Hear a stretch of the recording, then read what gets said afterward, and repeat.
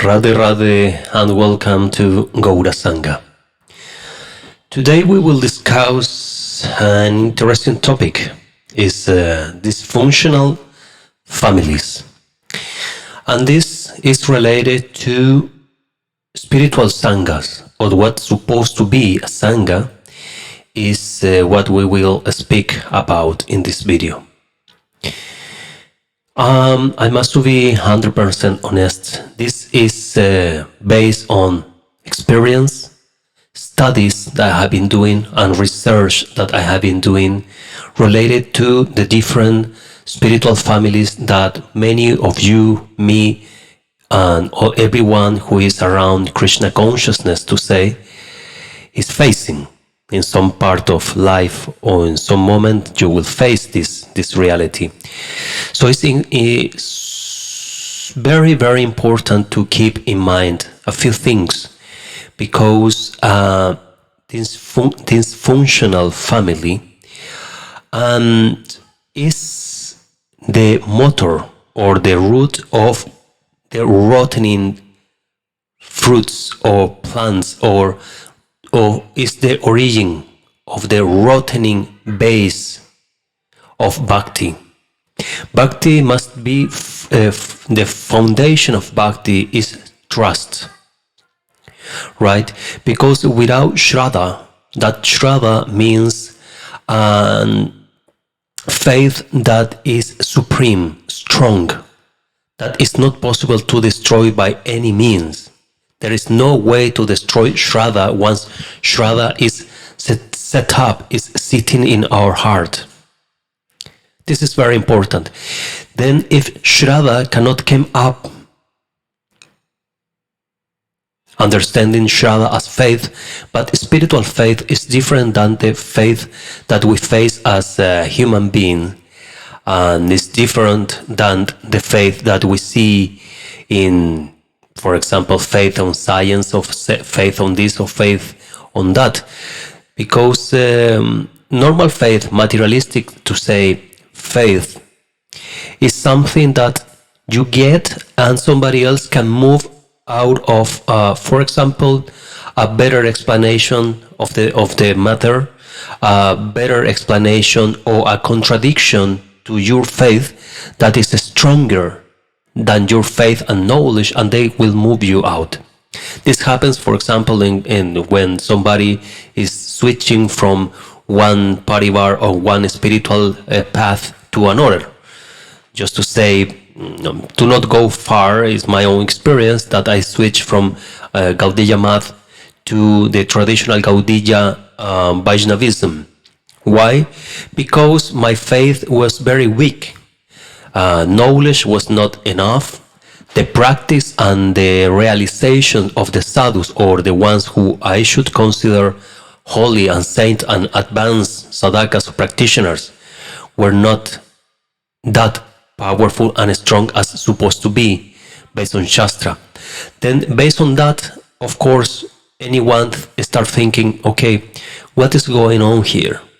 I see that this sannyasi or this devotee, to say, is doing a lot of work, is trying and nothing is happening more than to have an external opulence on pratishta, ego confidence that, oh, I am now a brahmachari, I am now a sannyasi, I am powerful, I am strong, everybody give pranams to me.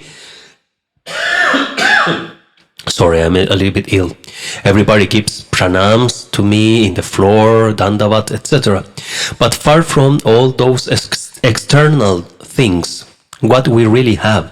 And you can see that many of them cannot tolerate, for example, a basic normal Vaishnava Ekadasi, that is fasting and sleeping less in that night. Basic things like, for example, in any case of occasion that they will fail because of female company, they will do. Abuse on money, abuse on word, abuse on their disciples. All these kind of things are all the contamination that is still in the heart. And you can see clearly that a devotee, a practitioner, is not ready yet because these things are still there. So while seeing that, taking in consideration that my first Shiksha and Brahmana, my first Diksha and Brahmana Diksha, initiation as Brahmana, initiation in the Holy Name, I get when I was about 17 years old. Now I am 41. You can imagine this about 20 years or something like that ago that I started this process. And okay, as a roller coaster, moments very good, up, moments down, moment up, down, because the gunas. When we don't conquer the gunas, we are always going in this spiral. Sometime up, sometime down, sometime up, sometime down, sometimes up, sometimes down. This is normal process for any sadhaka who is starting the process, starting to work. When Shraddha comes to your heart, independent of the gunas and anything that is happening outside, your heart is strong in the faith of the holy name, Guru and Shastra. But Guru, Shastra and Sadhu. But if your faith is not strong enough, it's not Shraddha, it's just faith, as any faith in the world. It's not Shraddha, spiritual wisdom.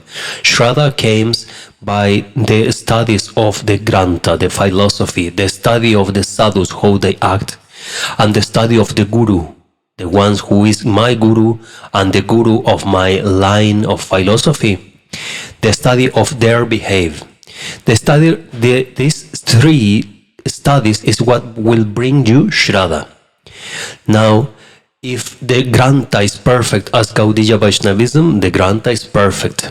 And Vaishnavism, Grantha is perfect in Vrindavan. Not only Gaudiyas, but all Granthas, all the philosophies and different sects that we see in Braj are beautiful, are wonderful, are perfect. And this, my words here in this lecture, in this session, is for all Vaishnavas, not only Gaudiya, and not only Ishko, not only Nityananda Parivar, or no any special Parivar. It's for everyone. So, you can study the philosophy, and the philosophy will be perfect. And you say, yes, this is the philosophy I have been looking for my millions of lives. And finally, I land here. I'm happy with this, and I will keep this. But what happened? Once you start there, you need to get, as the philosophy said, association, to get to the Sanga. And here is where Kali Yuga is working. Not in the Grantha, not in the philosophy, not in the holy books, not in the Srimad Bhagavatam, not in Bhagavad Gita, not in the Grantha or the philosophy given by the six Goswamis or any of the big masters of the past, present and future. But Kali Yuga enters, because why not? Kali Yuga cannot enter there because this is Krishna. All philosophy is Krishna. All philosophy is Radha. All that is Radha is Krishna, and everything that is Krishna is Radha in the same time. So Maya, Yoga Maya, Kali Yuga can't enter on that area, because that powerful energy is supreme, and she cannot go there. Luckily, we have access to that area, to that philosophy. We have access till today, till nowadays, we have access to see the books and to read. In the past, some people, in the name of holy men, they were trying to hide the philosophy. But this is another topic, but it's good to keep it in mind about what we are speaking now. So nobody can really study the Grantha and study the philosophy. Some mantras being hidden. Some of the mantras, for example, Omkara, that cannot be chanted. Why? It's only for Brahmanas? No, sir, because philosophy explained this very clearly. Our main, in Gaudiya Vaishnavism, our main Grantha, philosophy book, text Shastra is Srimad Bhagavatam. Srimad Bhagavatam starts with Omkara. And all the mantras are with Omkara. Now, this is another topic, very complicated to understand, but it's interesting to keep it in mind. So when we have to go to the Sanga is when the thing starts. Because as I said, Kali Yuga, the ignorance cannot enter the philosophy because it's pure. But when the hearts of the sadhakas are not pure, there is the place where Kali Yuga enter Yogamaya. And they start working from inside. I remember one of my gurus in my life, Srila Bhaktivedanta Swami Prabhupada, he said once, this movement, he said, for relation to ISKCON in the early times, cannot be destroyed from outside, but from inside. How from inside? If everybody's devotee, you can think, somebody can think everybody devotees of Prabhupada, who is so powerful, so strong. Yeah, but the heart of the devotees are not ready. It's not ready, it's not clean.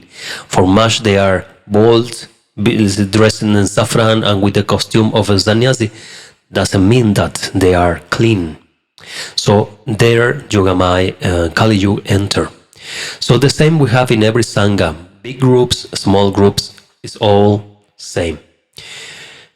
And here is when we have to be very careful, because when we get into the wrong place, our Shraddha, our Bhakti can be stuck and destroyed. And this is the story of many devotees I have been meeting in the past 20 or more, over 20 years in my life, in the present as well, and for sure I will see in the future. It's the thing that I'm trying to work out, to help out in this area. That's why I'm speaking. So it's about the syndrome of dysfunctional family. And this syndrome, this problem is inside the Sanghas, and we must take care of this. Not to close the eyes, not to go with a religious mindset of, oh, aparada, I cannot hear, I cannot say nothing about anything. We have seen in my previous Sangha, by the way, in South America, my supposed to be Guru Maharaj, who was a sannyasi, had illicit sex with the disciples, ladies, or trying to, at least. But everybody, many of them were aware of something weird was happening, but nobody wanted to say or to say, hey, hello, this is not right. This is not right. Because aparat, and this aparat is what keeps you out of Radharani. This is the real meaning of aparat. Aparada. Out of Radharani. Radharani is the seva, is the service to the Supreme Lord, or Krishna. She is the biggest of the servants, is the stronger and the powerful and the most merciful one. So aparat is anything that will keep you out of the service to Srimati Radharani. Aparat also is to not say what must to be said. Aparat is to think that the guru or the person who is facing the role as a guru is more than what really is. Guru, as Shastra said, is a Guru Tattva, is transcendental and is Krishna in itself, right? Nityananda. But this is the perfection of a guru. And guru is not the body. As soon as there is the body, there will be some samskars and will be some karmatic energy there. So we should not be fooled or try to be fooled or fool ourselves thinking that everybody who is called guru is perfect. It's not. The knowledge that he or she can transmit, can give, that may be perfect if he has proper knowledge of the Shastra. His actions will be perfect if he acts as a sadhu, as a saint, as a pure devotee, pure sadhaka. Otherwise, no. It's that simple. Some points of dysfunctional family that we can identify about our sanghas or our own groups is as explained here.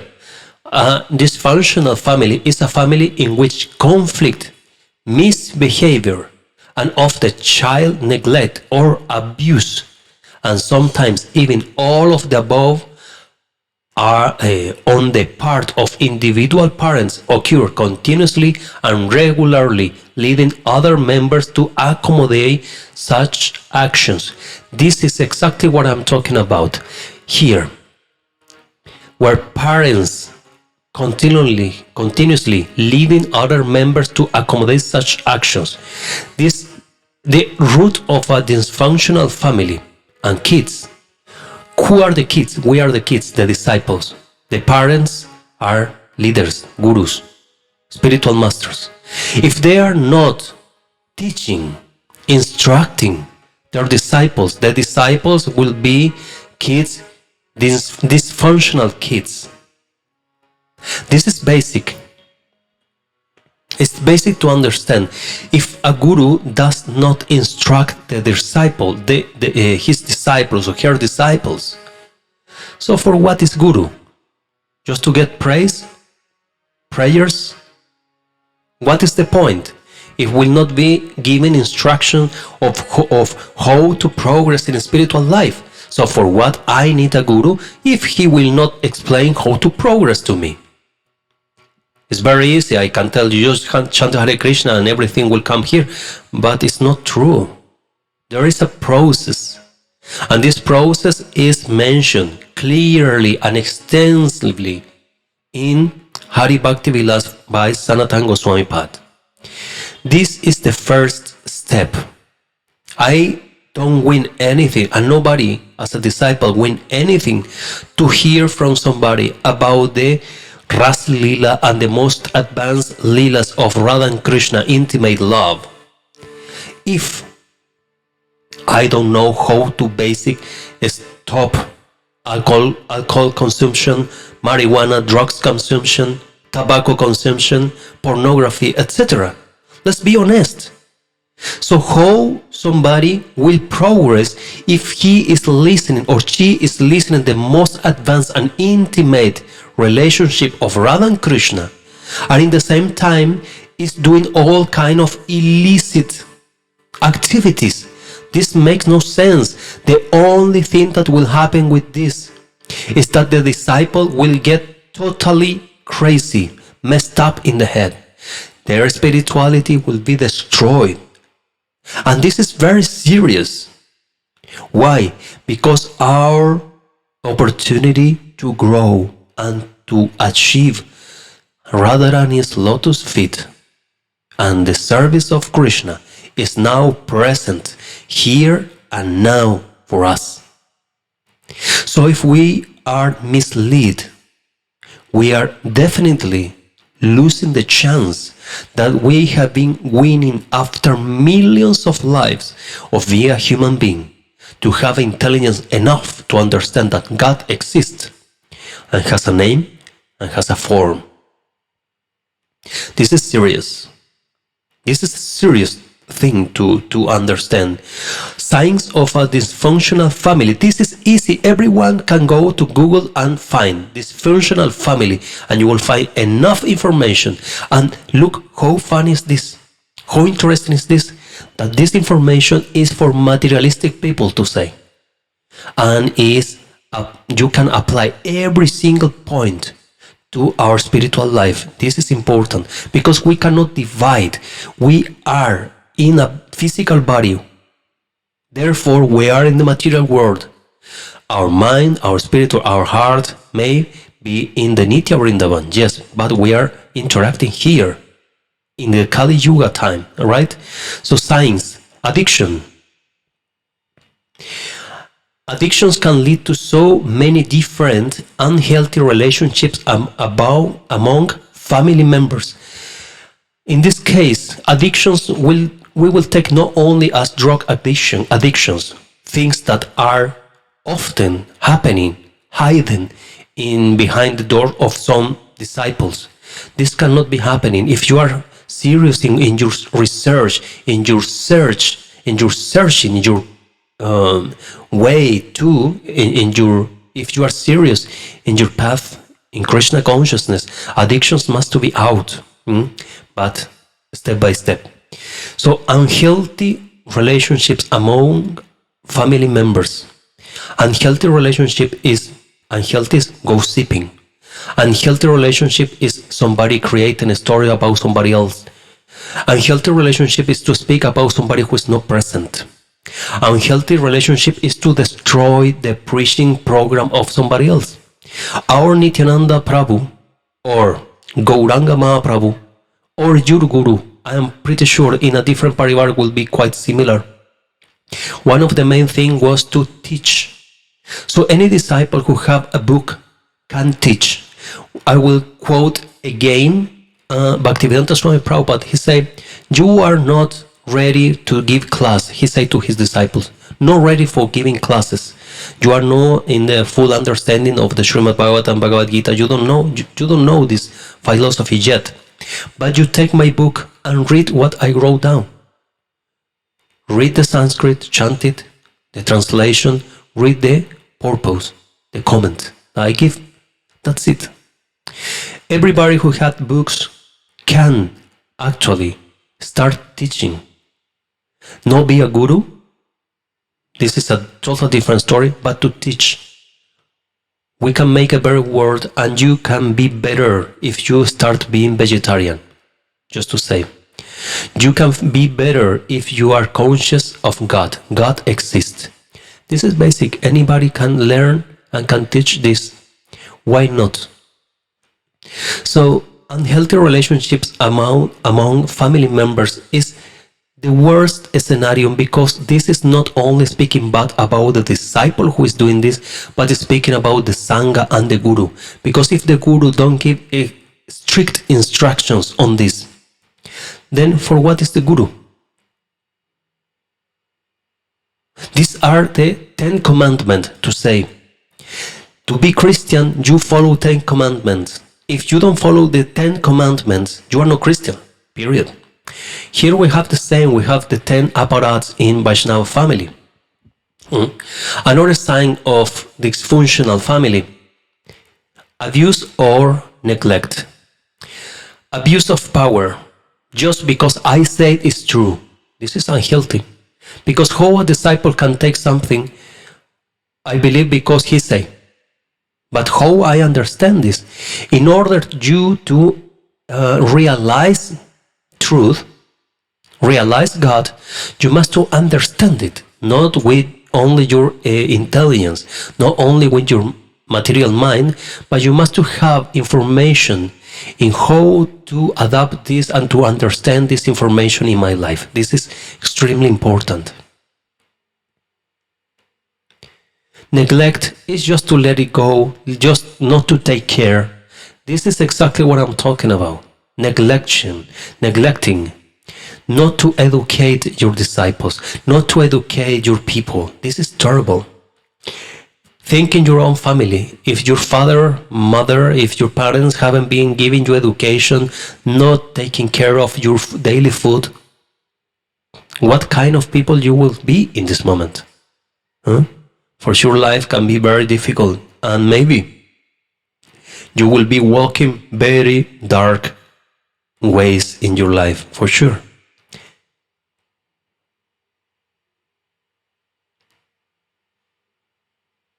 Poor communication, another sign. Poor communication.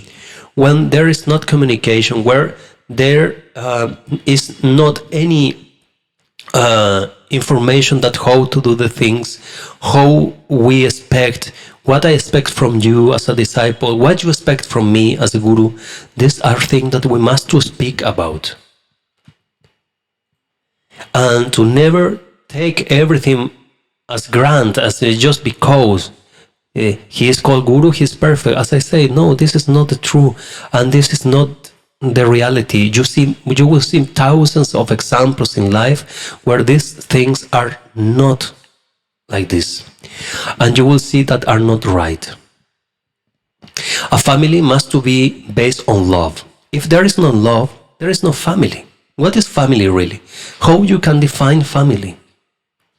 So family for a sadhaka, for a practitioner, for a devotee, the real family is the Sanga, is the spiritual group where he belongs, she belongs.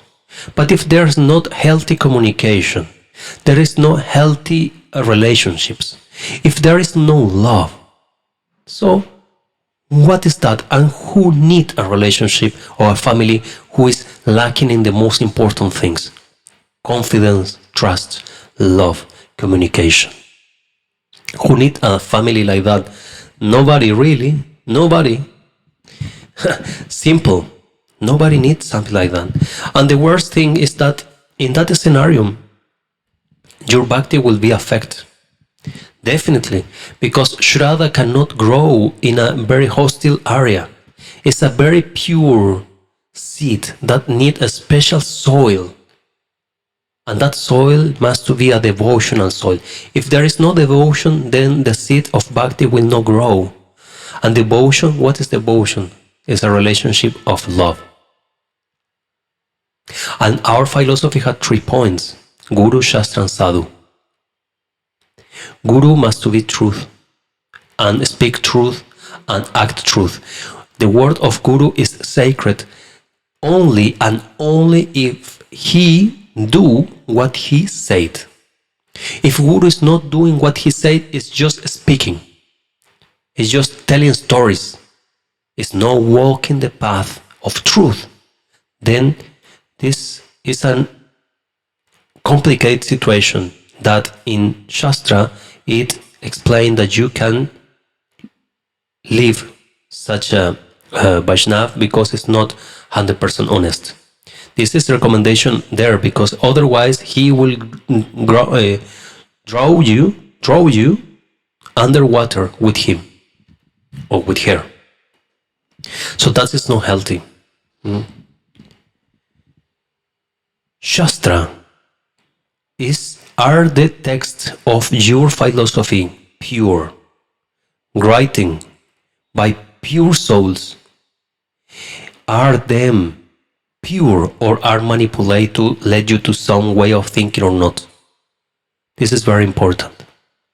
At least in Gaudiya Vaishnavism, our Goswami texts, yes, they are pure.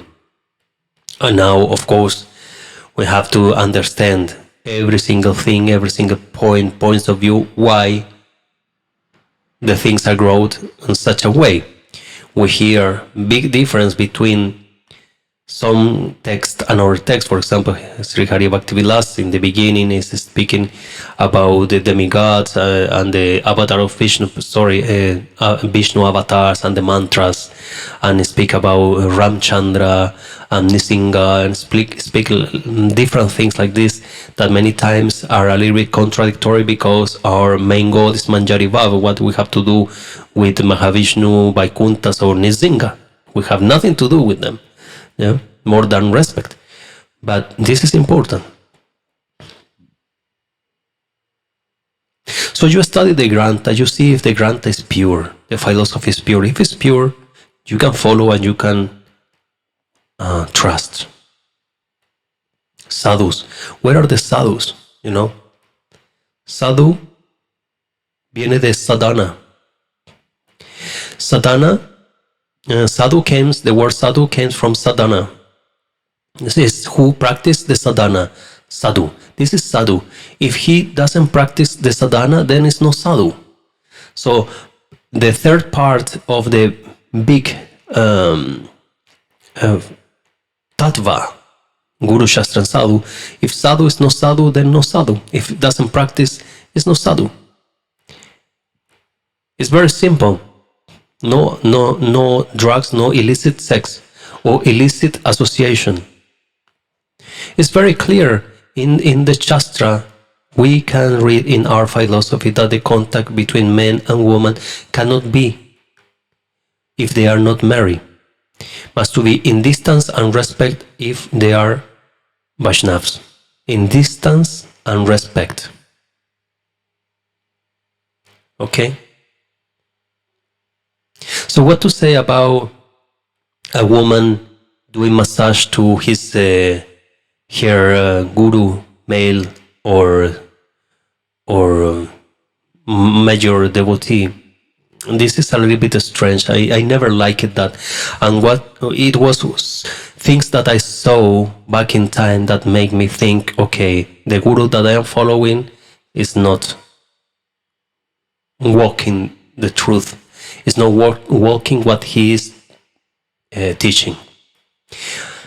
And here many things came like, yes, but he's guru, is sannyasa, and this and that, so he's pure, he has no lasti. But what about the other person? And okay, I have no lasti, but he has no lasti, but he is example. I can say I have no lasti, so I will take a shower with a naked lady. I have no lasti. It makes no sense. No. The instructions of how to be sadhaka, how to do the practice, and how to behave are very clear. And this is what I do. Doesn't matter my very particular experience than this and no. I have a duty, and this is what you do. Period. When you drive a car, you drive with the hands. Not because maybe you have the skills. You will drive with the feet. And you will press the brake with the hands. No, you drive in such a way, this is the way of driving. And this is the way of behaving as a Vaishnava. So if there is no love, no communication, then the family is having problem. If the leaders are not straightforward, if the leaders are concentrate on quantity and not quality, means giving initiation to many, not even knowing their names, not even knowing in which process are them, not knowing how to instruct them. Which is your bhav? Do you have bhav yet? You have shraddha yet? Okay, maybe no. Okay, do you realize that Krishna is supreme? Why? Why you have to serve Radha and not Krishna directly? Why? All these kind of things are questions that we need to know. We need to do. Otherwise, how Guru can be my Guru if he doesn't know me? Oh, we are speaking about Guru Tattva, so for what I need a Guru in a physical body? Just to praise and give donations? No. Just to covering a lack of fatherhood of my father, of my mother, of family members who were absent in my childhood. So I will cover with the face of somebody else. Call it Guru. This is not healthy either. Because Guru is not your father. It's not your mother, or it's not your grandpa. Guru is your instructor. Guru is your teacher. And is your example in spiritual life. So if he is not teaching you, and if he's no example in your spiritual life, then you must think what I am doing. And how we see if the things are right or the things are not right? Well, see the quality of the disciples. That's simple. How you judge the quality of a school, materialistic school? Go to school and see the quality. How many of the students will be professional? How many of the students are brilliant? How many of the students are supported and they get forward and forward and forward? And they go. How many of them? And how many? If you see that the students are not learning anything, will you put your kids there? Take this image. You go to school, you have a kid or a daughter, and you go with your daughter to school, to see the school, and you see in the school they are using drugs, they are not respecting the teacher, they are destroying everything, writing in the walls, graffitis, all kind of trash. You will say to your daughter, "Come sit here and learn." You will not. You will say, "Hey, let's move on. Let's go to the next school. I hear it's better." Will you do or not? Yes, right? So here is the same. If the disciples are misbehaving, if this disciple has so many problems with drugs, if the disciple has so many problems with illicit sex, if the disciple has so many problems between them, if there is no love, just gossiping, just darkness, just disgusting relationships, then you realize that something is not going well. The school is not good. So move forward.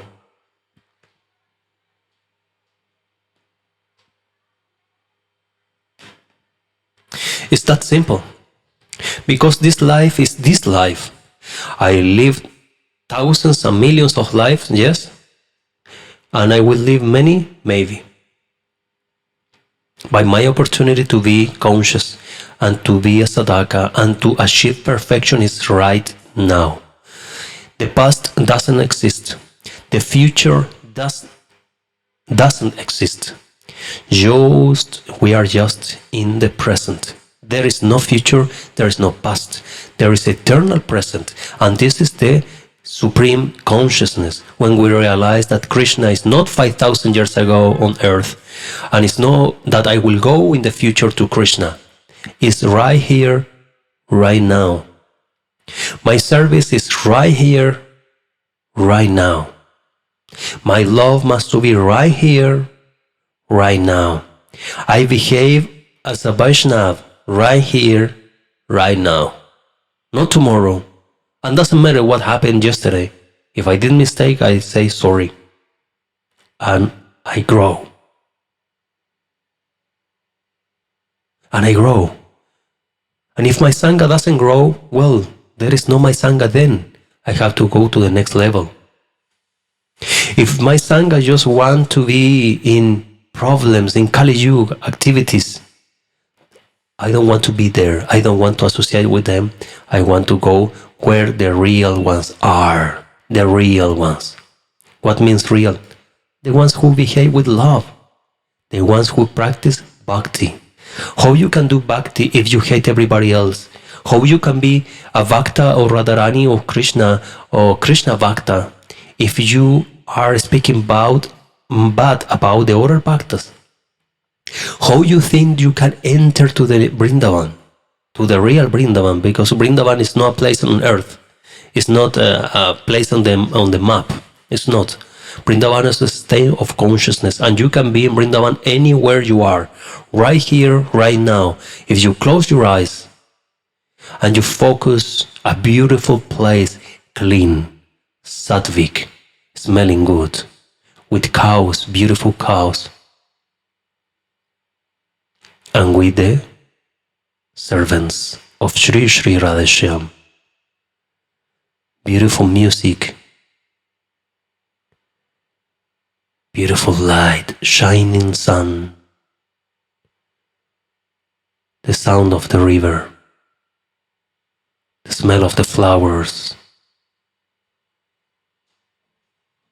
That is Nitya Vrindavan, and you enter there. That's it. It's right here, right now, wherever you are, there is it. There is no tomorrow. Everybody's thinking that tomorrow will be better. Tomorrow is not better. If you don't do the changes today, tomorrow will be, sorry for the word, will be crap. Just as yesterday, just as today. You must to change now. So we change by taking example. If we don't have examples, then we must to move forward. If you are a serious sadhaka, a serious practitioner, you must to move forward if you don't have good examples. Why? Because if you are, just to say, let's go in our mind to a Western movie where all the bar is fighting. Throwing bottles, throwing chairs, throwing the tables, everybody punching each other, pa, boom, boom, like in Western movies. Okay, go there inside and try to chant Hare Krishna, or try to meditate. It will not happen. What will happen is that you will be hurt. You will get hurt. You must move forward, get out of there and go to some shanti place where you can really meditate. So this is exactly the same. If you are expecting that the things will change for better, you must start changing for better. And if the environment is not changing for better, you move on. No with a religious mindset, no, that I have to suffer because I am purifying. No, this is the mind of poorness. This is not true. You can be rich, you can be austere, and you can be a good devotee. This we have seen examples in all the philosophy, the story. So many saints who had very good situation. economical situation. Just remember the Gambira Lila of Gauranga Mahaprabhu, where he was living in a beautiful place, owned by a saint devotee who has good economy. Good economy, bad economy doesn't mean that you are good or bad sadhaka Vaishnav. So the mind of poorness is just the mind of poorness, and it's making you suffering. Why you want to suffer for free? Where it reads that to achieve Radharani's lotus feet, you must to be poor and suffering. Nowhere, really no. No, it's not true. You can be abundant, to live good, happy life. Because if you are stressed, if you are sad, if you are poor, if you are broke, how you really can concentrate in the real goal? If you are every day struggling to have one chapati, 2 rotis a day to eat something, to have something to eat, or where I will sleep tonight, how you can really sit there and Radhe, it's not happening.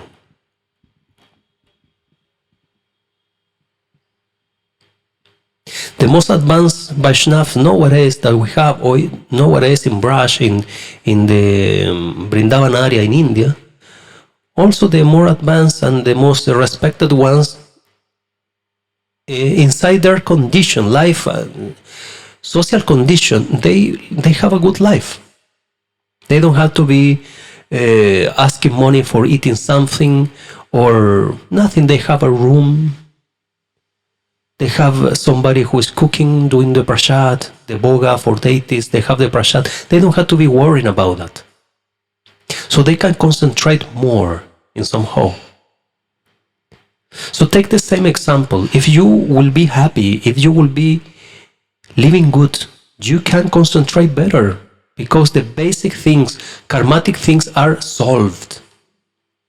So the only left now is to really think on Krishna, on Radharani. You have time to read, study the Shastra. You have time to chant the japa. You don't need to be running to pay the rent. But if for some reason, for some karmatic reason, because it's bad karma anyways, you don't have a good life in terms of economical area, the abundance, if Lakshmi is not supporting you yet, okay, no problem, still you can chant. Doesn't mean that you have or you don't have, doesn't mean that you are better or not. Renunciation means to renunciate. For many, and I have seen in India, and I say with a lot of respect, but this is true, because as a Westerner, I had a different idea back in time, that it was growing step by step until I understand what is the thing. For many Indian people, the best way to have a good life is to be sannyas, because otherwise they must be working in a store, selling something, selling chapati in the street, or asking money, dancing in the train station. Better they get monk and they make a career. They start a monk, brahmachari, get sannyasi, and then they go in trips in car. They can fly if they have disciples to another countries, eat good, have a good bed to sleep in. For many, this is a way of surviving. For many families who are family gurus, they, even if they maybe in a personal way, maybe they don't want to be guru, maybe they want to live la vida loca, but they cannot because this is their profession. And if they don't do this profession, how they will live? Many of them are married. How they will give support to their own families if they don't do the paper of guru, the role of guru? How they can do? They cannot do because they have no profession. They have no business. So their business is this. You understand what I'm talking about? Don't be fooled. And don't fool yourself. This is reality. This doesn't mean that everyone who is in that path is only because of the business. No, there are many very honest people, honest devotees who are incredible. You can see. You can meet them. You can see them. But also honest devotees, they walk. This is the point. They walk their words. They don't speak just by speaking. If somebody speak and don't walk their words, it's just a storyteller. And who needs a storyteller nowadays? Eh?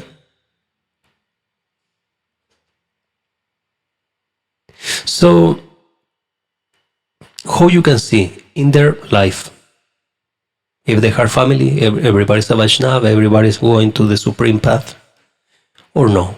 So something is strange there.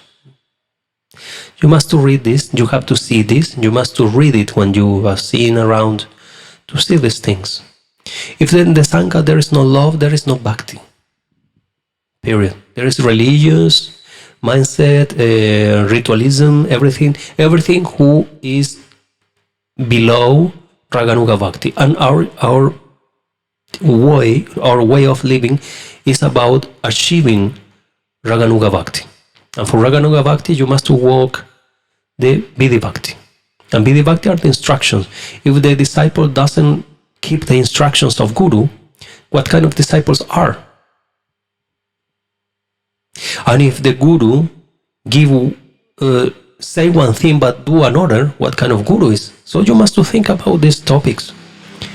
And when it's time to move forward, you move forward. If you are honest and sincere in your quest, Radharani knows. In the end, Radharani, Krishna, they know your heart. But there are things you cannot change. Gauranga Mahaprabhu, he didn't get any support. He didn't like the ideas of caste system. He said anyone is Jiva, period. But there are things in society that we cannot change or fight against them.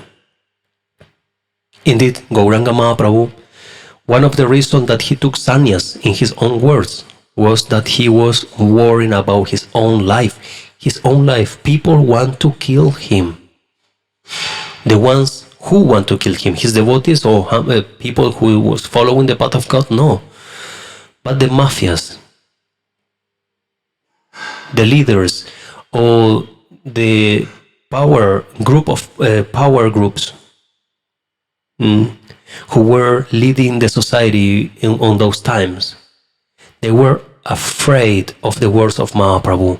If everyone can achieve the path of God, if the Shudras can achieve the path of God and chant the holy names, so what is the function that we have here? So let's shut Gauranga's mouth up. They want to kill him. And he said to Nityananda Prabhu, he must to take sannyas, because by taking sannyas he will be respected. Maybe his life will be protected in somehow, because nobody will kill a sannyas. In Jagannath Puri, there were some people believe that inside the Jagannath Mandir they kill Gauranga Mahaprabhu, they kill Chaitanya Mahaprabhu inside the Jagannath Mandir. This is something that no many knows, but I know, and I'm telling you.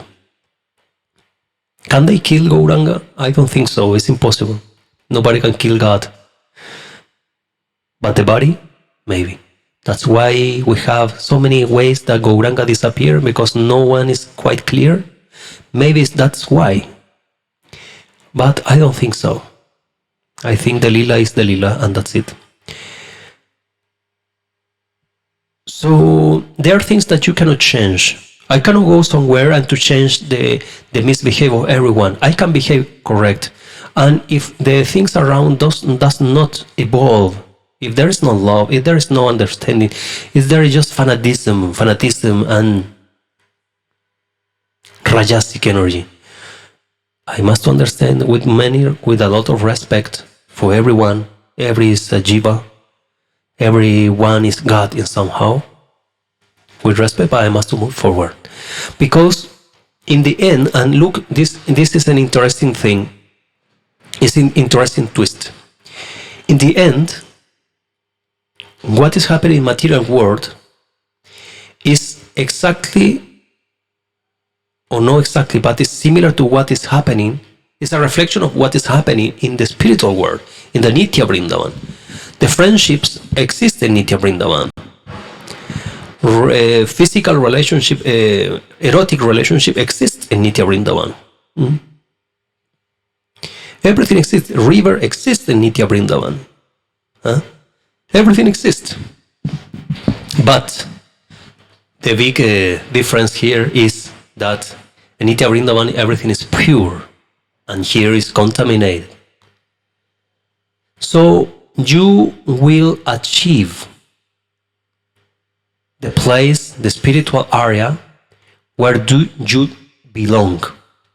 And many has the idea that you will get with all your Guru Varga, all the gentlemen or ladies in the picture of the gurus, that you will go with all together there to some place. This sounds like a beautiful idea, it's romantic, but it's not true.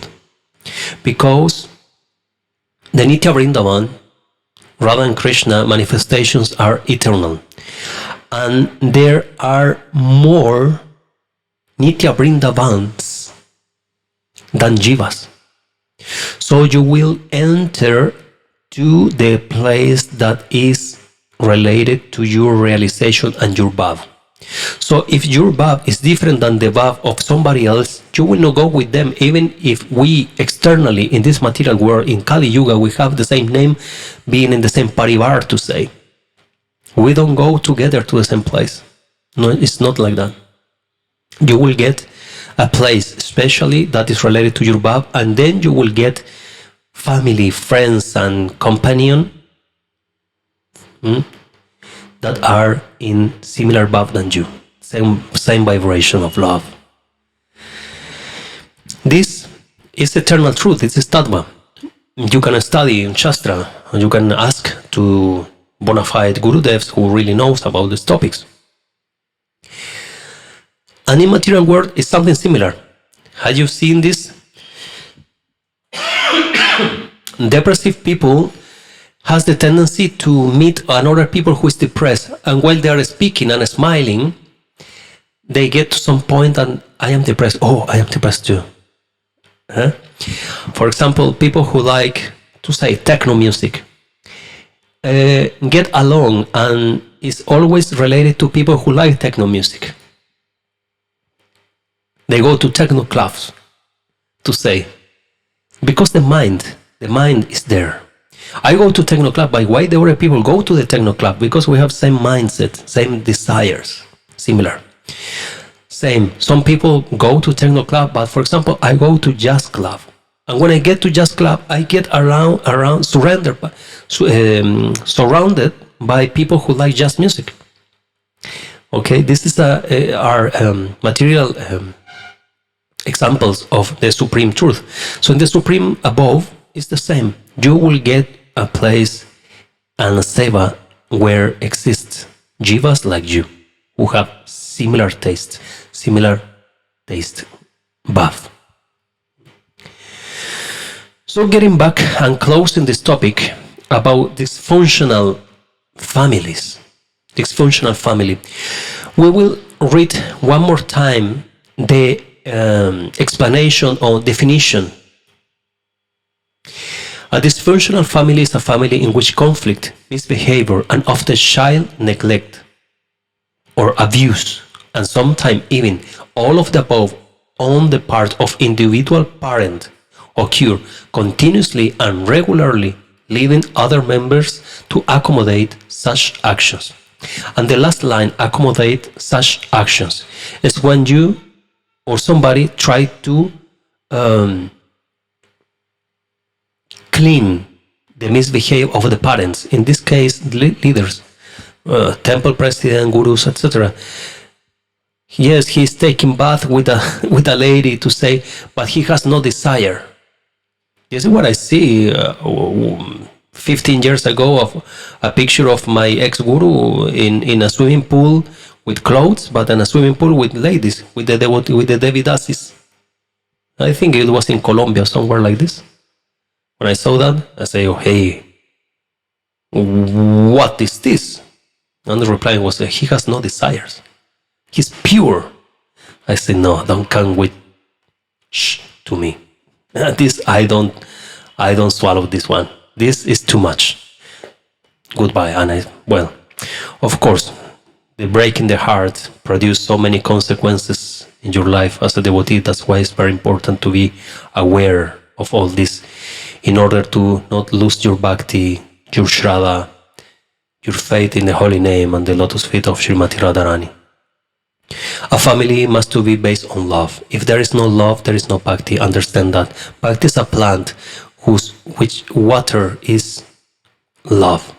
If there is no love, transparency, then there is no bhakti. It's this simple. And if there is no bhakti, there is no Radharani, there is no Krishna, there is no Nitya Vrindavan, the land of love.